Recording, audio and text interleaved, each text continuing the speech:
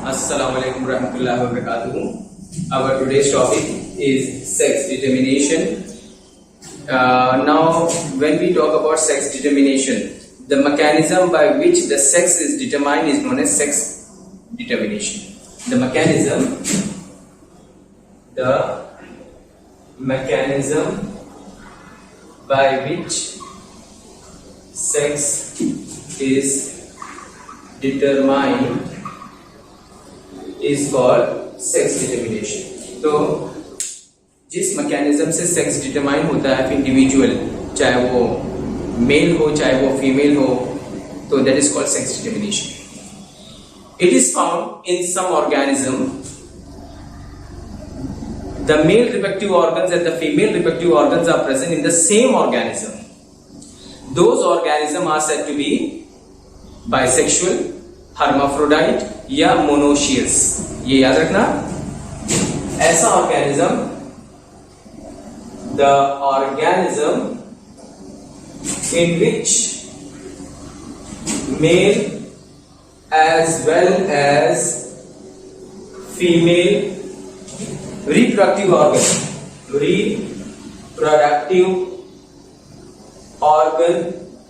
are present in the same organism. ऐसा देखा गया, an organism in which male as well as female reproductive organs are present in that particular organism.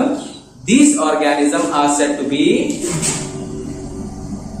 bisexual. इनको bisexual बोला जाता है. इन्हीं को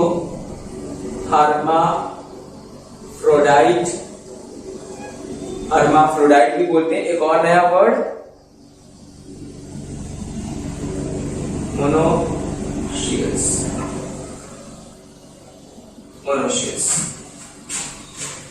ऐसे ऑर्गेनिज्म को मोनोशियस भी कहा जाता है. तो ठीक है, तो कुछ ऑर्गेनिज्म जिनमें male reproductive organ female reproductive organ same organism में पाए जाते हैं, उनको बाइसेक्सुअल बोला जाता है, हर्माफ्रोडाइट बोला जाता है और उनको मोनोशियस भी बोला जाता है. तो इसका एग्जांपल हमने बोल सकते हैं earthworm. Earthworm is a very good example of you can say of this type of organism जिसको हम हर्माफ्रोडाइट बोलते हैं, बाइसेक्सुअल बोल सकते हैं, मोनोशियस बोल सकते हैं. एक और चीज आपको बता देता हूं कि प्लांट के अंदर जैसे कुछ फ्लावर्स होते हैं, तो फ्लावर्स जो होते हैं वो बाइसेक्सुअल होते हैं. उनमें मेल रिप्रोडक्टिव ऑर्गन होता है जिसको बोलते हैं एंड्रोशियम, और अगर फीमेल रिप्रोडक्टिव ऑर्गन भी उसमें मिलेगा तो उसको बोलते हैं gynoecium. Since both the reproductive organ, male as well as female reproductive organs are found in the same flower, it is known as bisexual, hermaphrodite या monoecious. ऐसे प्लांट जिसके अंदर मेल फ्लावर्स भी हों, फीमेल फ्लावर्स भी हों, same plant के अंदर हों, तो उसको क्या बोलेंगे? मोनोशियस बोलेंगे. अब हम पढ़ेंगे दूसरा डायशियस. एक मोनोशियस हो गया.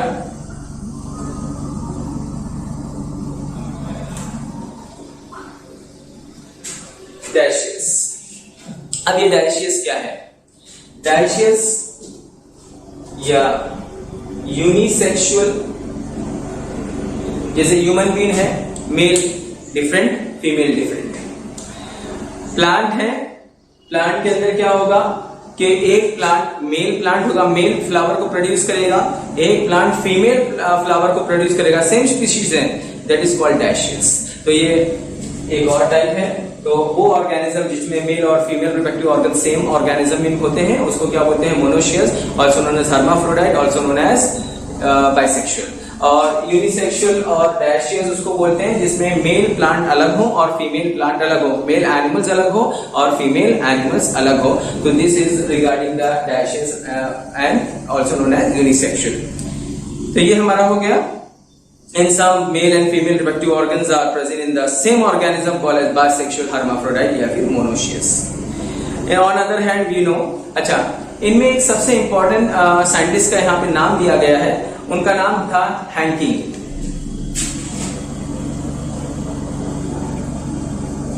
ये कहाँ के रहने वाले थे? German biologist.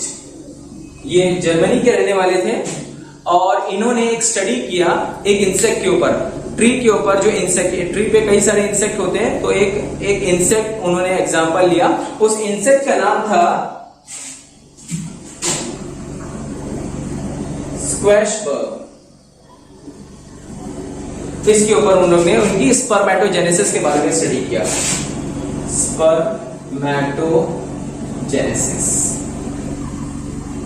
ओके। ये जो साइंटिस्ट थे जिनका नाम था हैंकिंग, जो कि जर्मन बायोलॉजिस्ट थे, वो उन्होंने अपने रिसर्च में, अपनी फाइंडिंग में एक ट्री इंसेक्ट के ऊपर काम किया जिसका नाम है स्क्वैमस बग। आपने देखा होगा इंसेक्ट जो होता है वो ट्री के ऊपर ऐसा मतलब ट्रायंगुलर शेप में होता है और उसके कई सारे लेग्स होते हैं क्योंकि इंसेक्टा है, जॉइंट अपेंडेजेस होते हैं। तो और उसके स्पर्मेटोजेनेसिस के बारे में स्टडी किया। स्पर्मेटोजेनेसिस मतलब formation of the sperm, sperm का जो प्रोडक्शन होता है, जैसे स्पर्मेटिड होता है, स्पर्मेटोगोनिया होता है और लास्ट में स्पर्मेटोजोआ बनता है और फिर उसके बाद फिर उसके बाद स्पर्म्स बनता है जो कि मैच्योर स्पर्म्स है। तो उसके बारे में ये स्टडी कर रहे थे। इन्होंने ऑब्जर्व किया कि कुछ जो स्पर्म है वो अनपेयर्ड, यू कैन से, यहां लिखा है कि 50% of the sperm 50% of the sperm received unpaired chromosomes। क्या बोला गया है कि 50% of the sperm received unpaired chromosomes और बाकी का 50% जो होता है वो, and 50% do not receive और 50% do not रिसीव स्पर्म। अच्छा, ये अभी आपको नहीं समझ में आएगा, मैं इसको एग्जांपल देके बस समझा रहा हूं।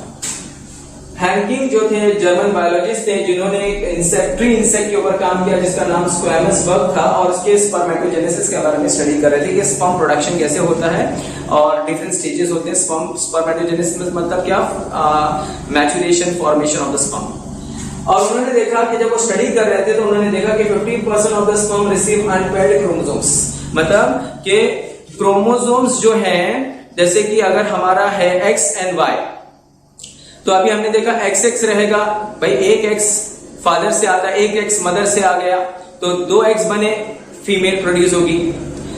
एक जो है एक्स फादर से आया या सॉरी मदर से आया और वाई, अगर एक्स तो आ गया, पहला एग्जांपल दिया मैंने, एक्स मदर से आया और वाई फादर से आया, तो क्या हो गया, मेल होगा। तो ये जो, क्योंकि ये इंसेक्ट है, इसको मैं हनी बी से कंपेयर करूंगा। हनी बी में हैप्लॉइड डिप्लॉइड क्रोमोसोमल पैटर्न होते हैं। उनमें क्या होता है कि जो फीमेल होती है वो 2n नंबर होती है, मतलब 32 नंबर्स ऑफ क्रोमोसोम्स होते हैं। तो जब मियोसिस होंगे तो 16 हो जाएंगे। अभी मैं उसका एग्जांपल दूंगा बेटा, वो दिया है sex determination in honey B, तो अब हम डिटेल में पढ़ेंगे। और जिसके अंदर n = 16 मतलब 32 है, जब मियोसिस होगा तो 16 होंगे और एक में सिर्फ जो मेल से सिर्फ 16 ही आएंगे। तो अगर मेल और फीमेल फ्यूज हो रहे हैं तो फीमेल प्रोड्यूस होगी, क्योंकि फीमेल में 32 क्रोमोसोम्स होते हैं। और अगर फ्यूज नहीं हो पाए, 16 ही रह गए, तो मेल होगा। तो वो सेम एग्जांपल दिया, क्योंकि ये भी इंसेक्ट है। तो 50% of the sperm receive unpaired chromosome, pairing होती है क्रोमोसोम्स की, वो नहीं मिल पाता है और 50% मिलता ही नहीं है। तो उन्होंने जब ये देखा कि ऐसा है तो उन्होंने बोला ये क्या चीज है, तो उन्होंने नाम दिया एक्स बॉडी। ये एक्स बॉडी है। अच्छा, एक्स बॉडी कह के छोड़ दिया, but he can not explain the role of X body in the sex determination.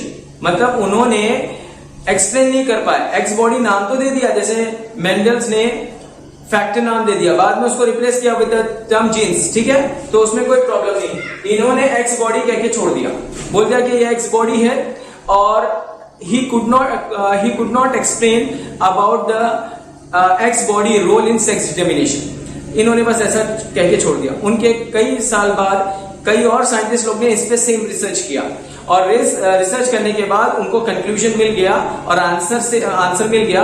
उन्होंने बोला ये एक्स बॉडी कुछ नहीं है, ये एक्स बॉडी को एक्स क्रोमोसोम्स नाम दो और एक्स क्रोमोसोम सेक्स को डिटरमाइन करता है। इसका एक रोल है इन डिटरमाइनिंग द सेक्स, चाहे वो मेल में हो चाहे वो फीमेल में हो। तो कौन किसने बताया? हैंकिंग के बारे में। हैंकिंग के बाद इन्होंने बताया, तो हैंकिंग ने क्या कह के छोड़ दिया कि ये एक्स बॉडी है, but he could not explain the role of X body in the sex determination. After many years, after the finding of the Henking, many years के बाद कुछ और साइंटिस्ट आए, उन्होंने बोला नहीं, एक्स बॉडी जो है इसको एक्स क्रोमोसोम्स है ये, और it plays a important role in sex determination. Okay, ये हमारा कंप्लीट हो गया। अब उसके बाद है sex determination in human being. ये हमें समझ में आ गया बेटा?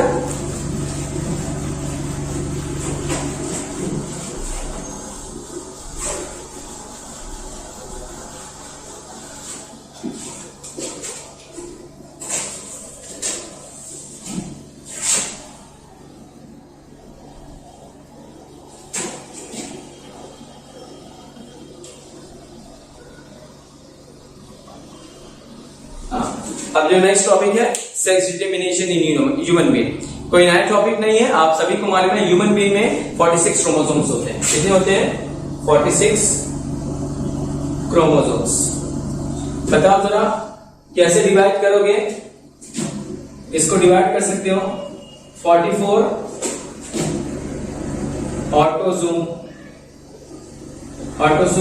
ऑटोसोमल और 2 जो है वो 6 क्रोमोसोम्स होंगे।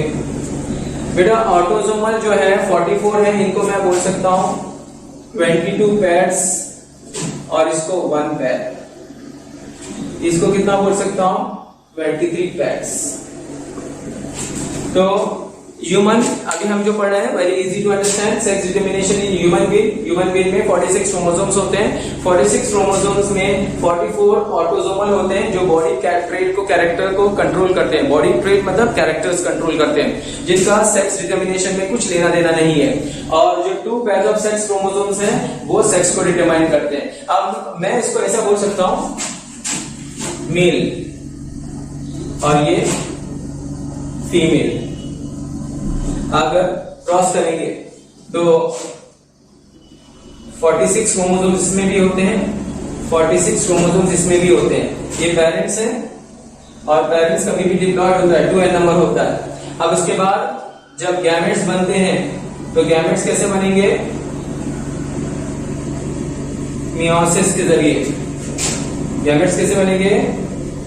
मियोसिस के जरिए। और कितने बने? 23 प्लस एक्स या फिर 22 प्लस एक्स और 22 प्लस वाई। क्योंकि मेल में क्या होता है, यहां पे मैं लिख देता हूं, मेल में 22 प्लस एक्स होगा और 22 प्लस वाई होगा, एंड फीमेल में 22 प्लस एक्स होगा और दूसरा भी 22 प्लस एक्स होगा। ये होंगे, ठीक है, इस तरह से होंगे गैमेट्स में। याद रहेगा? ये तो आपको मालूम ही है। अच्छा, ये हो गया। और फीमेल में 22 प्लस एक्स, दूसरा 22 प्लस एक्स। तो इससे पता ये चलता है कि जो मेल होता है वो हेटेरो गैमेटिक होता है और फीमेल जो है वो होमोगैमेटिक होती है। इसका मतलब फीमेल जो है वो एक ही टाइप के क्रोमोसोम्स, एक ही टाइप्स के एग प्रोड्यूस करती है। Those eggs contain 22 plus X and 22 plus X. और फीमेल, और जो फीमेल है, और मेल जो है 22 plus X and 22 plus Y. इसका मतलब कौन डिफरेंट टाइप के गैमेट्स प्रोड्यूस करता है? मेल, इसीलिए उसको हेटेरोगैमेटिक बोला गया है। और फीमेल जो है वो होमोगैमेटिक है क्योंकि वो एक टाइप के ही एग्स प्रोड्यूस करती है। अच्छा, अगर हम स्पर्मेटोजेनेसिस पढ़ेंगे तो 50% ऑफ द स्पर्म, मतलब ये जो 50% ऑफ द स्पर्म है इसको 50% बोल सकते हैं। बुक में दिया है 50% ऑफ द स्पर्म मेल क्या प्रोड्यूस करेगा, ये मैंने ऐसा बना सकता हूं। तो ये स्पर्म है, तो मेल का 50% of the sperm contain this one and 50% of the sperm contain this. So what is the chances of a newborn baby? अगर न्यूबॉर्न हो रहा है, ऑफस्प्रिंग प्रोड्यूस होने का चांसेस है आफ्टर द मैरिज, तो क्या हो सकता है? चांसेस क्या हो सकता है? 50% चांसेस मेल का भी हो सकता है, 50% चांसेस फीमेल का भी हो सकता है। यू कांट से कि फीमेल का ज्यादा चांसेस है होने का, नहीं, 50-50% होता है। अगर वो एक्सपेक्ट करते हैं कोई चाइल्ड को तो उनका एक्सपेक्टेशन कैसा होना चाहिए? 50% मेल भी हो सकता है एंड 50% फीमेल भी। इसका मतलब कुछ भी हो सकता है, मतलब दोनों का परसेंटेज 50% है। ये बुक में दिया है 50% of the sperms contain X chromosome and 50% of the female of the sperm contain Y chromosome. Female में कोई 50% नहीं, फीमेल में सभी जो होंगे वो 22 प्लस एक्स होंगे।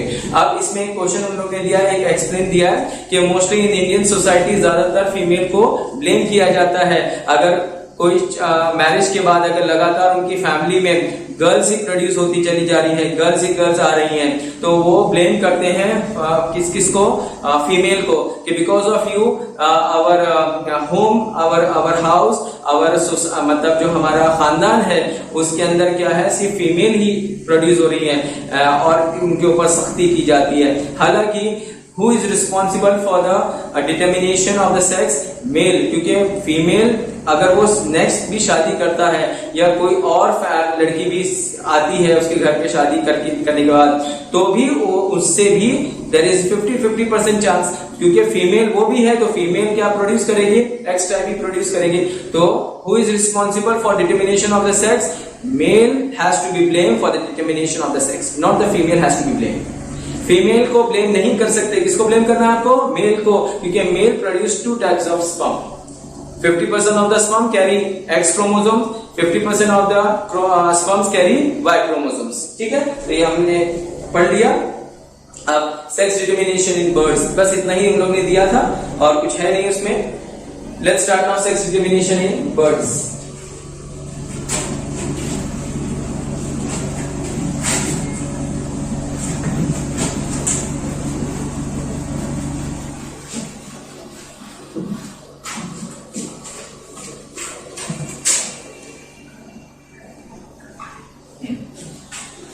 बेटा सेक्स डिटर्मिनेशन इन बर्ड्स थोड़ा सा अलग है। जैसे हमने देखा कि male, human being, the male is heterogametic और फीमेल जो है वो होमोगैमेटिक, लेकिन बर्ड्स में थोड़ा सा इसका अलग है, बिल्कुल अलग है। जैसे कि अगर मेल बर्ड है और फीमेल बर्ड, तो मेल बर्ड जो होगा वो क्या होगा, होमोगैमेटिक और फीमेल हेटेरोगैमेटिक। बिल्कुल हमारे ह्यूमन बीइंग से बिल्कुल उल्टा है। जैसे हमारे में ह्यूमन बीइंग में मेल हेटेरोगैमेटिक था, यहाँ पे मेल होमोगैमेटिक है, तो इनको इस तरह से डोनेट किया जाता है ZW और ZZ एंड ZW, क्योंकि हेटेरो है तो ZW और ZZ। तो बर्ड्स में कौन सा टाइप होता है, ZW ZZ, इस तरह से होता है। तो समझ में आया, हेटेरोगैमेटिक किसमें है, फीमेल में, और होमोगैमेटिक किसमें है, मेल बर्ड में। ठीक है, तो अभी हम लोग स्टार्ट करेंगे। यहाँ पे मेल होमोजाइग, ठीक है, इसमें हम लोग करते हैं मेल क्रॉस करेंगे 2n प्लस ZZ और 2n प्लस ZW, गैमेट्स बनाओ, n प्लस Z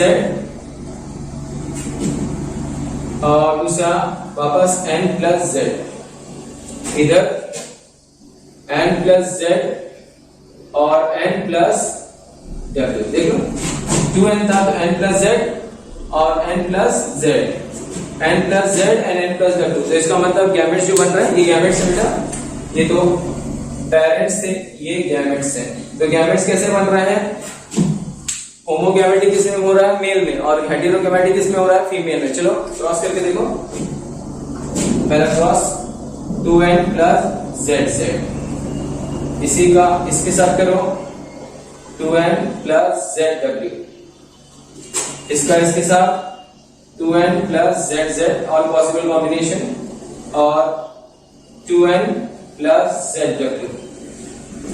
ये मेल, ये फीमेल, ये मेल होमोजाइगस है ना, मेल, और ये फीमेल। कितना परसेंट है, 50-50%। बस डिफरेंस ये है कि मेल जो है यहाँ पे कैसा हो रहा है कि मेल में होमोजाइगोसिटी आ रही है और फीमेल में हेटेरोजाइगोसिटी आ रही है, ये इस तरह से है। तो सेक्स डिटर्मिनेशन इन बर्ड कौन सा टाइप है? ZW एंड ZZ टाइप होता है। 50% ऑफ द एग किधर होगा? एग यहाँ प्रोड्यूस होगा। फीमेल बर्ड है ना, तो यहाँ क्या प्रोड्यूस होगा? एग। तो यहाँ पे 50% of the egg contain Z and 50% will contain W। हमारे केस में उल्टा था। समझ में आ रहा है कि नहीं? ओके, ये कंप्लीट हो गया। अब sex determination in honey B.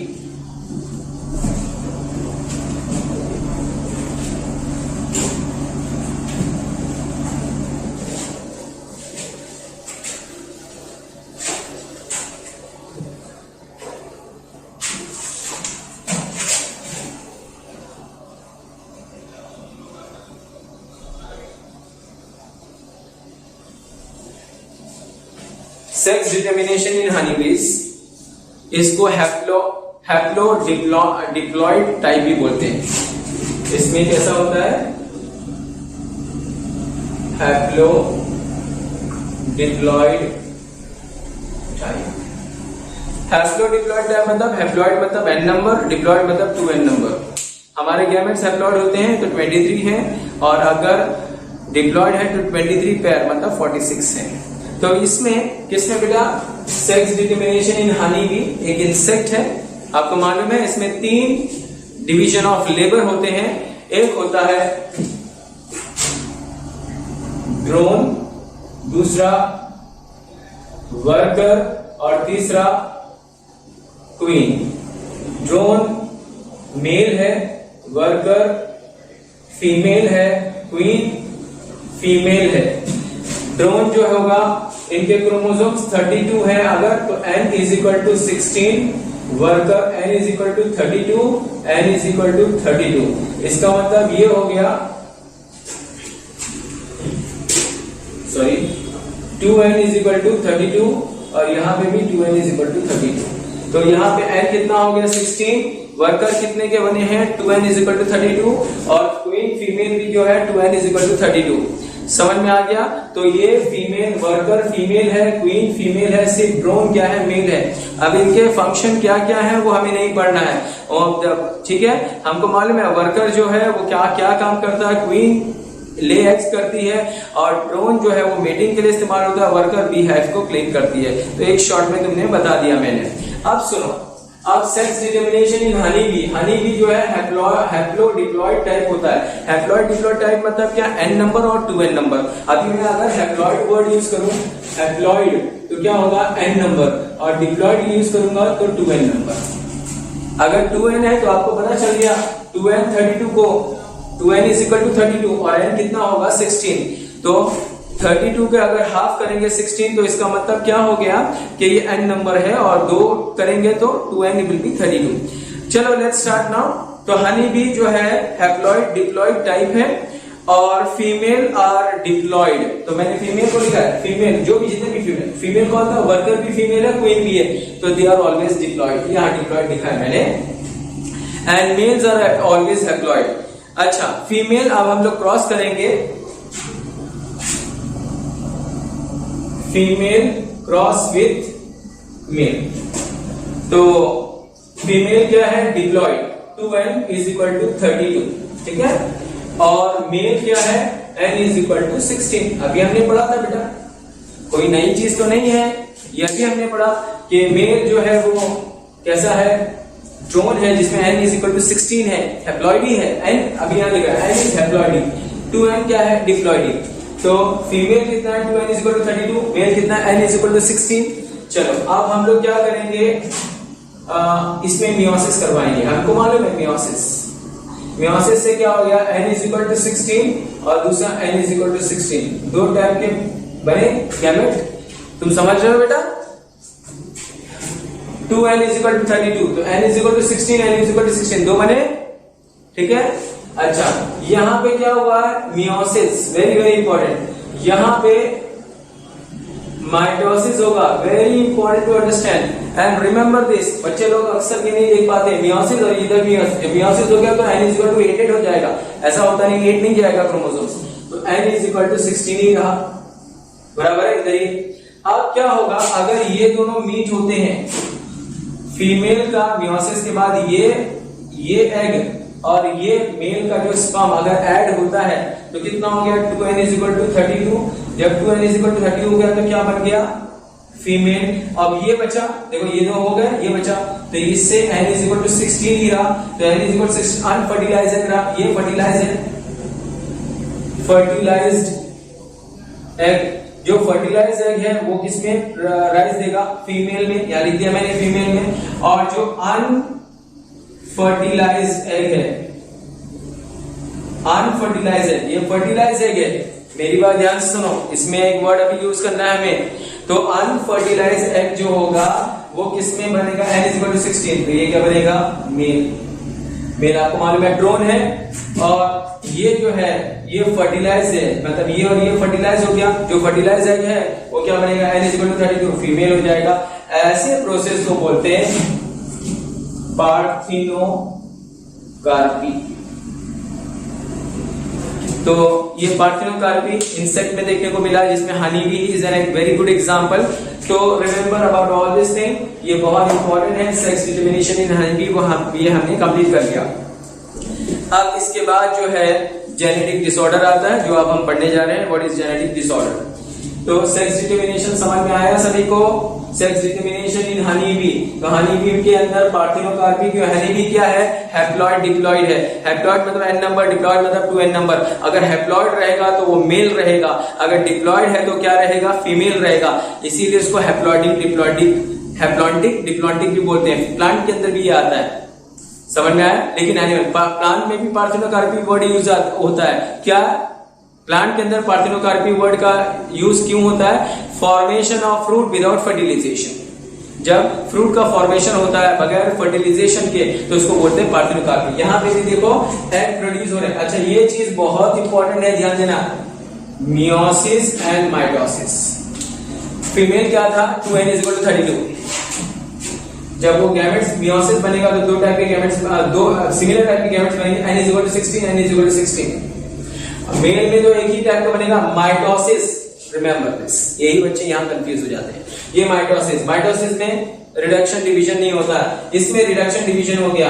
32 का 16 हो गया, इसको इसी को बोलते हैं meiosis. Meiosis is reduction division. What about mitosis? It is a equational division. n = 16 बना। अब ये n = 16 बना, अगर ये और ये मीट हो गया तो क्या हो गया, फर्टिलाइजेशन हो गया। ये नहीं मीट हो कब पाया तो ये बोलेंगे अनफर्टिलाइज। अनफर्टिलाइज भी यंग वन प्रोड्यूस करेगा, लेकिन कौन सा वन बनाएगा, मेल बनाएगा। जो फर्टिलाइज है वो भी यंग वन प्रोड्यूस करेगा, लेकिन कौन सा बनाएगा, फीमेल बनाएगा। रिमेंबर दिस, ठीक है? तो ये हमारा कंप्लीट हो गया। अब हमारा नेक्स्ट टॉपिक है genetic disorder.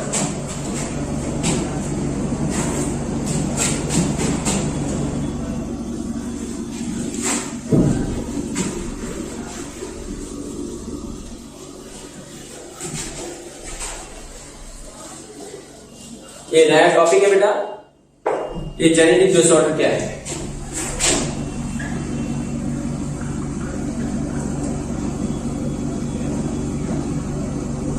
What is genetic disorder?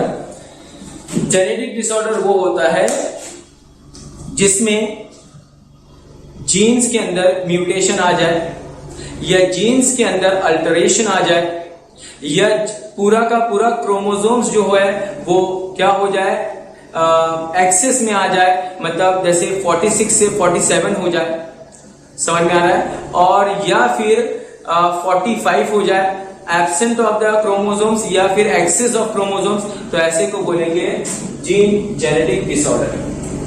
Either the disorder is in the genes और either the disorder in the chromosomes. According to that only it is been classified as Mendelian disorder, Mendelian disorder, और दूसरा chromosomal disorder. तो on that basis genetic disorder जो है वो दो type के हैं, मेंडेलियन डिसऑर्डर और एक chromosomal disorder. Let's start one by one. तो अब हम लोग देखेंगे कि मेंडेलियन डिसऑर्डर क्या है और जेनेटिक डिसऑर्डर क्या है। ठीक है, ओके स्टूडेंट।